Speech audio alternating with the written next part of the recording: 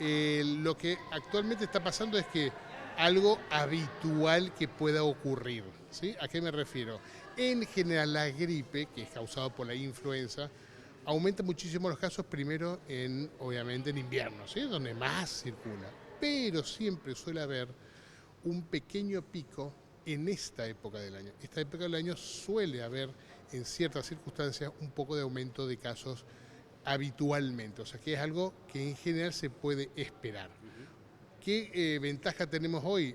La gente está mucho más sensibilizada, entonces busca la consulta mucho más rápido ante estos síntomas, que a nosotros obviamente nos sirve porque podemos acercarnos más rápidamente a hacer la educación, los hisopados, el diagnóstico correspondiente, porque además recordemos que no hay forma de saber clínicamente si uno tiene gripe o si uno tiene COVID, porque ambos tienen fiebre, ambos tienen dolor de cabeza, ambos tienen tos, etc. Entonces, como no sabemos, primero tenemos que descartar COVID, que todavía sigue circulando, pero bueno, hasta ahora, ¿qué se ha encontrado hasta ahora?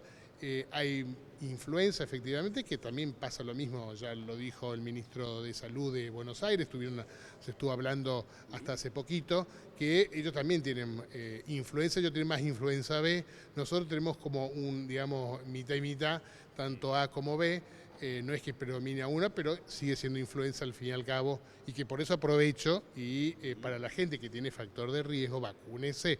La vacuna para la gripe no es solo para el invierno, sino es para todo el año, porque justamente porque pasan estas situaciones que a veces puede llegar a subir un poquitito los casos en un momento dice, bueno, ¿cómo puede ser que en esta época del año circule todavía? Suele ocurrir, puede ocurrir más aún si se extienden las temperaturas, que recordemos estamos en mitad de noviembre y todavía por ahí aparece un fresquito y no estamos esos calores enormes que teníamos años previos. Son varios casos en la IP51. Sí, ahí había unos casos, te digo, desde el punto de vista clínico, que hicieron referencia. Había algunos que presentaban un certificado médico. Bueno, se hizo la evaluación, efectivamente, pero están todos bien por suerte. La recomendación siempre fue, obviamente, recordemos que el uso del barbijo no es que se sacó, sigue existiendo la recomendación del uso del barbijo. En estos lugares donde hay mucha gente con síntomas, más aún hay que intensificar el uso del barbijo, que fue la recomendación, que usen el barbijo, que es el lavado de manos, obviamente, ni que hablar, ¿sí? Y el distanciamiento en lo posible. Y aquella persona, niño, adulto, si tenés fiebre, estás con tos, moco, y bueno, no concurras, ¿sí? Primero hacete el diagnóstico, hacete el hisopado y la evaluación médica, a ver si necesitas o no reposo, si necesitas algún tratamiento en particular, si es COVID o no, y es importante la consulta. ¿Es el único colegio, doctor? ¿No han aparecido casos puntuales?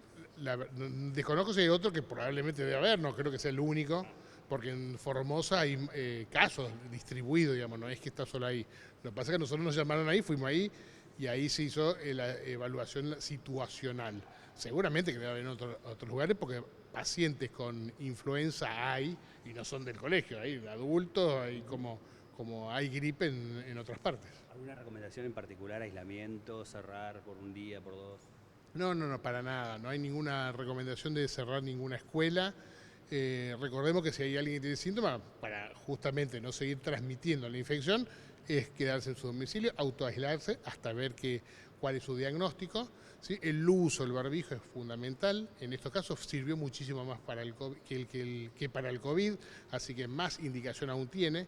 Así que esa fue nuestra recomendación. El colegio deberá seguir funcionando, no hay ningún problema para nada, así que tranquilidad para la población.